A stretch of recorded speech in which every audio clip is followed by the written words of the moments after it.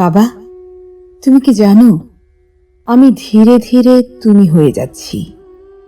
এখন আমি শীতে খুব ভোরে ঘুম থেকে উঠি, হিমশীতল জলে স্নান করতে পারি। এখন আমার শরীরে ঘামের গন্ধ হয়, বাসের ভিড়ে ঝুলে ঝুলে বাড়ি ফিরি।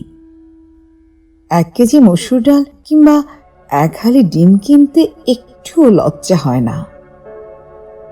2টো সাদা শার্টে অনায়াসে কাটাতে পারি 1 বছর। আমিও এখন বাটা জুতো পরি, মজবুত দেখে।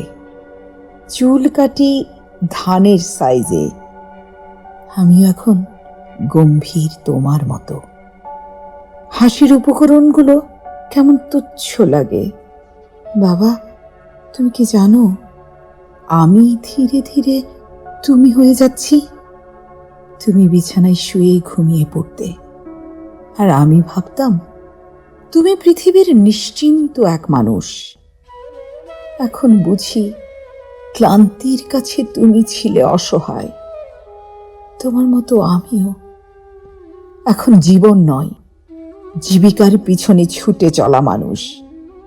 তুমি আমায় বেঁচে থাকতে শিখিয়েছ, টিকে থাকতে নয়। টিকে থাকার লড়াইয়ে তাই হয়তো ক্লান্ত আমি। যদি আরেকবার বায়না ধরার সুযোগ পেতাম, তবে তোমার কাছে বায়না ধরতাম। বাবা, বাবা, আমি পালিয়ে যাই। বাবা, আমি পালাতে চাই, পালাতে চাই। বাবা, বাবা।